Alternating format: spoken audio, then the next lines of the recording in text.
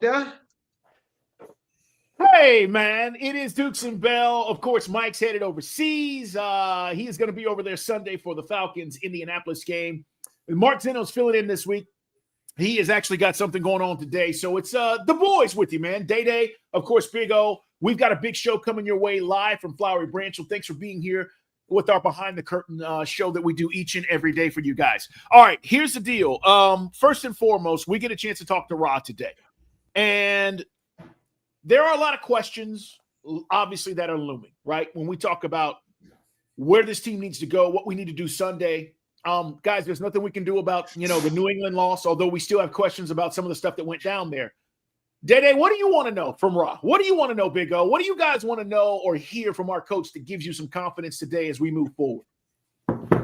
Obviously, injuries on that offensive line. That's the biggest concern and what I want to know, what I want to hear from him, and where he feels, where we're at with that. And then also, with this signing, I was going to bring this up later, but, with the signing of, or trade, I should say, of Sauce Gardner to the Colts, right? A lot of people are like, man, Drake's gonna have, Sauce on him, they're going to be like Sauce.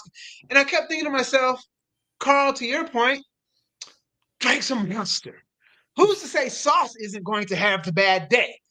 But with that being said, should we be seeing more from Kyle Pitts and Darnell Mooney?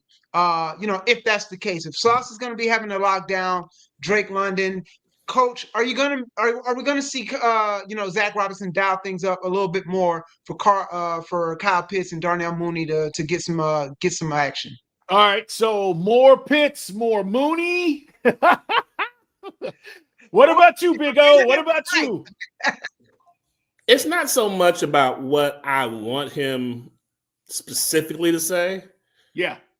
I just want him to be direct this time. Like, you ask him a question, you get a direct answer. I don't want Coach to come in there sort of hitting around everything or saying a lot of words to not really answer a question.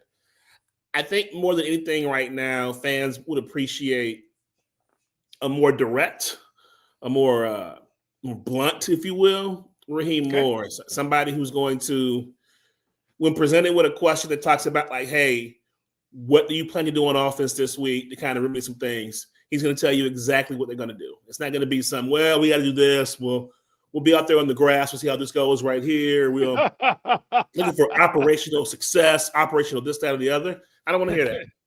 I want you to be direct. Hey, Coach, last week you got 6 sacks. How do you carry that over into this week? Well, we're going to do this. Right. We were successful doing this last week. This is what we're looking at trying to do this week. And not giving out the exact game plan of what's going on, but just I appreciate, and even if, guys like Mike Vrabel, they're ornery. They can be a little bit curmudgeon-y, if you will, but you give, you ask Mike Vrabel a question, you're going to get an answer. You might not like the answer, but you're going to get an answer. And it's not going to be, what was it? The show Justified. There was a line where they were talking to a Walton Goggins character. It's like, you just use 18 words to tell me one thing, when all I needed was 4. Right. Like, I don't want to hear all that. Just be direct this time. Like, Big O doesn't want to hear bullshit. All right, I got that. Okay. You don't want him to dance around it, huh? Oh, I got it. It's frustrating because on the one hand, like, there's an endearing thing about Ross sometimes where you feel like he lets you into the process, but in reality, he's just telling you what it sounds like you think you want to hear rather than what we need to hear. And I think this week we need to hear it, and we need to hear it directly. Okay, that's fair. Look, and I think we'll try to get some of this stuff out of him. Obviously, we do each and every week. I always tell Mike and I'll tell you guys, I'm talking about our audience, and thank you guys for being here, listening and checking us out behind the curtain. We do it every day around 11 o'clock, guys, as we give you some insight into the show. But I always say, look, it's never, I've had a ton of great interviews in my career. Unbelievable. But it's never been me. It's always been about the person I'm interviewing and their responses and the stuff they gave, the vulnerability that they were willing to allow themselves to give into. Some people are more comfortable than others, but I'll tell you, one of the best interviews we ever did on this radio station, we had Bill Bellamy, the comedian, come in. And Bill Bellamy. LL Cool J and Jamie Foxx story. And he came in, and we thought we were going to get some BS answer. And maybe I'll post this out there. I got the copy of it, but we'll post it and let you guys hear it one day. But he sat in studio with us maybe an hour, hour and a half, and he was just talking about, comedy. He had played a show here in town. But for those who don't know, Bill Bellamy was in one of, I think, the best football movies. And we reference it a lot, don't we? Oh, we talk about that movie a lot. And he literally just opened up and just told us this incredible behind-the-scenes story about LL Cool J and Jamie Foxx and how they got into a real fight and how they both called in their crews. LL's calling everybody from Brooklyn. He's got people coming in. Jamie's got all these people coming in from Dallas and Texas. And it was just an incredible story. And there was this buildup and a great payoff. And it's one of the coolest stories. Everybody who heard it that day was like, man, that was an incredible interview. What an incredible interview. One me, one Mike. It wasn't us. He allowed himself to just give us stuff that you probably wouldn't have gotten. I don't know if Al Pacino would have told that story. You know what I mean? And so it was very relatable. And I only say that to say what you're talking about, that's what you want to hear from Raw. That's what people want to get. They just want him to be direct. And here's what the blank is going on, and this is how I feel about it. But I also know he's trying to protect some of his players. And in all fairness, he can't give away the game plan for whatever the hell the game plan is going to be. He can't say, here's how we're going to attack Indianapolis. And I don't care about sauce. This is what we're going to do. He cannot do that, guys. And you wouldn't do it either if you were a head coach heading into arguably the biggest game of the season, because you can't pick up another loss. That will be 4 in a row. So we will dive in. Hopefully we get some vulnerability with him. And he's honest with us in the sense that, I know where this is at, and this is what we need to do this weekend. All right, let's shift gears. We had Double A on the show yesterday on Dukes and Bell. Late in the program, Mark and I got a chance to talk to him after the hire of Walt Weiss. I loved everything that he said yesterday. And I know there are a lot of people that are skeptical of, the Braves are doing this again, and they're hiring a guy they're familiar with. But he said something really interesting, Day. He said the Braves way has been pretty damn good. We've won a lot. Yeah. We've been to the playoffs a lot. We've won World Series. He's not lying. And I just think everybody who wants different sometimes wants different to just be different. It's not always the right answer. And the thing he said yesterday, and we'll replay some of the answers for you today on the show, by the way, he talked about managers fitting, and it's what I said to Zeno yesterday, managers fitting in certain markets. There are certain guys, personalities that might not fit certain places. And that's not to say the Braves are boring or whatever, however you might want to phrase it. But it did feel like it was a non-exciting hire. But again, I asked the question, who would have done that for you? Who would have raised the hairs on the back of your neck and you went, I can't believe the Braves did that. I think this was a hire that was certainly thought about a lot, because you could have gone and gotten anybody. This is a very sought after job. But I also think, guys, if these players that we're talking about aren't healthy, it's not going to matter for Walt Weiss. And if Double A doesn't go get pitching, if he doesn't go get was it a shortstop? I think he said was one of the top priorities. If he doesn't go get these things we need, it's not going to matter what Walt Weiss does day to day. What did you guys make of the interview yesterday?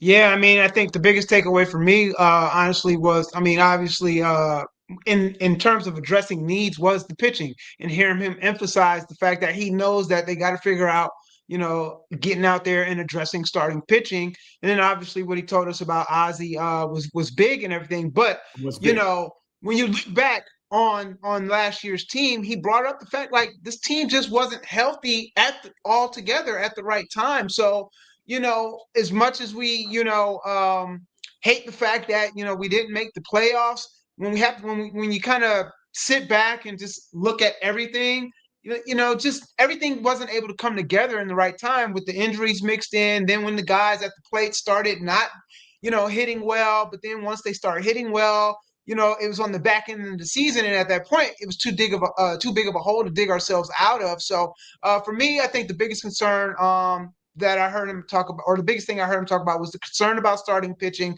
I love the fact that he said that that's something that's got to be a priority this offseason. Yeah, and by the way, let's pat ourselves on the back. If you missed it yesterday, the breaking news on our show was they are going to exercise the option on Ozzie. It's probably everywhere now, but you heard it first on Dukes and Bell, as the general manager said, I'm going to give you something here. But we had to promise that we weren't going to ask about the 3 other players that they have options on. So I said, fine, because everybody wants to know, with the season Ozzie had, are you going to bring him back? They could have bought him out for $3 million, or you bring him back for $7 million. Or $4 million, excuse me. You would have saved $3 million. Yeah. It made no sense. And I think this is the right decision, but he broke that news on our show yesterday. Oh, what did you think? What'd you think? The kind of optimistic side of me right now looks at it from this perspective. You mentioned the Braves way. I think there's a desire to kind of keep things as certainly as they were before, with, the importance of wearing that A and what that means. But listening to Alex, listening to Walt Weiss, I think one of the things that's going to help this team sort of move forward is embracing newer age baseball. Okay. You heard Weiss in his presser talk about embracing analytics and how you'd be a fool right now not to incorporate that very heavily into what you do from a day-to-day pitching rotation and lineup perspective. And I think more than anything, Snitker was really, really good about sort of just the feel, recognizing the feel of the player and just kind of, trusting his eyes.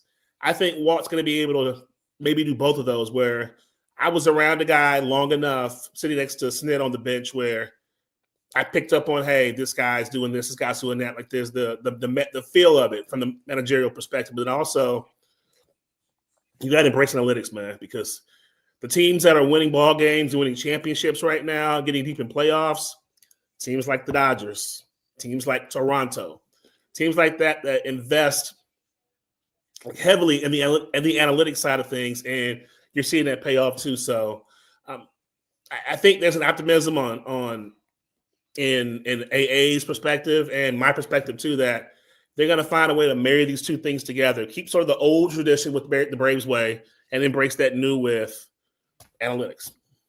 Yeah. So Carl, real quick, if you don't mind, just if you look at AA's history, and I was trying to do some research, but if you look at his history as a manager, I don't think he's ever missed the playoffs. I think this year was the first year he's missed the playoffs as a manager. I'll double check it. But I say all that to say, you would have to think that means something to him in terms of, the sense of urgency to, make sure that he has this team where it needs to be competing and doing doing things the Braves way in terms of, being a consistent title contender, division contender, things of that nature. So just wanted to put that out there too, because again, his track record shows he kind of himself, in addition to the Braves, he only kind of knows winning. It's true. He's been really good, man. I mean, AA's been really good as a general manager. Yeah, he's missed, but he's hit more than he's missed. And let's hope that Walt Weiss is a hit. I'm going to read this to you guys real quick, because this is from a player on the team. Didn't read this yesterday on the air. He's different than Snit. Everyone assumes because it's a higher within, things are going to be the exact same. I talked to him.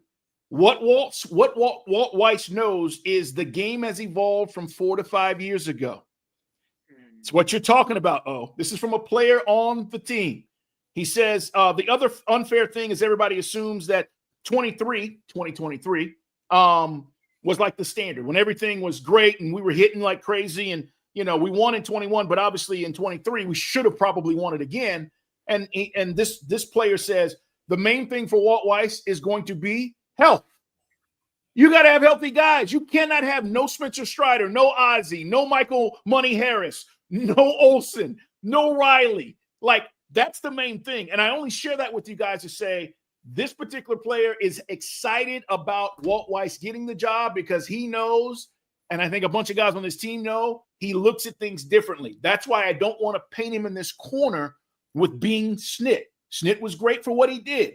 Let's give Walt Weiss a chance to do whatever it is he's going to do and how he's going to approach it. And I think, you're right. That tells me he's going to embrace analytics as well. All right, We got to get out of here. But before we do, we're going to talk about the college football playoff rankings. Georgia's on the outside looking in. Guys, before the season is over, does Georgia become a top 4 team? Ooh, man. Do they get the bye? I mean, you're talking about having to win out and win that SEC championship in order for that to happen. Correct. So I'm not as concerned about Miss State. Granted, you can't take Miss State for granted, especially playing in that atmosphere.